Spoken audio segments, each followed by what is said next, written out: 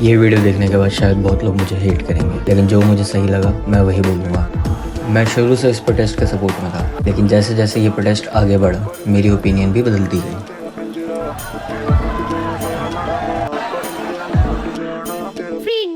अब बहुत बेटे चुपचाप, क्या घंटे का इंसाफ, देश कैसे होगा साफ, इनकी नीयत में है दाग, सिर्फ करते रहेंगे। देखो, प्रोटेस्ट करना सबका डेमोक्रेटिक राइट है। जंतर मंतर पे परमिशन भी थी, और जब तक बात एजुकेशन और स्टूडेंट्स के डिमांड तक थी मुझे उस प्रोटेस्ट से कोई प्रॉब्लम नहीं थी। लेकिन फिर धीरे धीरे प्रोटेस्ट का फोकस बदलने लगा। स्टेज पर कुणाल कामरा आए और ये बात बोली, ये जो कर रही है ये बहुत सालों से कर रही है, और हमने देखा है कि ये लोग बस सीता के पति का नाम ले लेके नीता के पति का काम कर रहे हैं। मेरी ओपिनियन में उस दिन से एजुकेशन का मुद्दा पीछे छूटने लग गया था। न्यूज़ और सोशल मीडिया पर स्टूडेंट्स के डिमांड से ज़्यादा दूसरी चीज़ों की बात होने लगी, और जब असली मुद्दा ही साइड हो जाए तो भाई प्रोटेस्ट की क्रेडिबिलिटी तो कम होगी। अगर आप उमर खालिद का सपोर्ट भी करते हो तो आप देशद्रोही नहीं हो। आप support Umar Khalid, I support Umar Khalid, yes. Umar Khalid के साथ गलत हुआ है।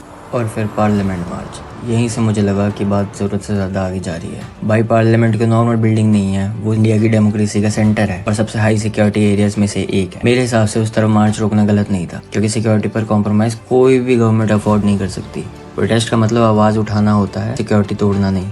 और लास्ट में एक बात, मैं स्टूडेंट्स के अगेंस्ट बिल्कुल नहीं हूँ। मुझे आज भी लगता है कि अगर students education minister Dharmendra Pradhan का रेजिग्नेशन मांग रहे हैं तो उन्हें पीसफुली अपनी बात रखने का पूरा हक है। लेकिन मेरी रिक्वेस्ट सिर्फ इतनी है, अपना प्रोटेस्ट अपना रखो, किसी भी पॉलिटिकल ग्रुप को ब्लाइंडली फॉलो मत करो, किसी भी साइड की बात बिना सोचे मत मान लो।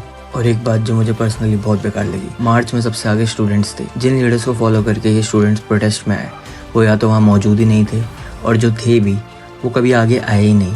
सबसे ज़्यादा मार सिर्फ स्टूडेंट्स ने ही खाई। इसलिए हर स्टूडेंट को खुद सोचना चाहिए कि वो किस मूवमेंट का हिस्सा बन रहे हैं और क्यों। और एक बात याद रखना, अगर कल कोई लीगल प्रॉब्लम आती है तो बड़े लीडर्स अपने कनेक्शंस और लॉयर्स के साथ अपना रास्ता निकाल लेंगे, लेकिन फंसोगे तुम जैसे आम स्टूडेंट्स ही। और गांधी जी को आप कितना भी क्रिटिसाइज कर लो, लेकिन जब भी उन्होंने आंदोलन किया है वो सबसे आगे खड़े होते थे। अगर लाठी चलती थी तो वो भी अपने लोगों के साथ लाठी खाते थे। सिर्फ पीछे खड़े होकर आगे बढ़ो नहीं बोलते थे। सपोर्ट किसी को भी करो, लेकिन अपनी सोच कभी मत बेचो। बाकी ये मेरा पर्सनल ओपिनियन है, एग्री या डिसएग्री वो आपको डिसाइड कर लेना।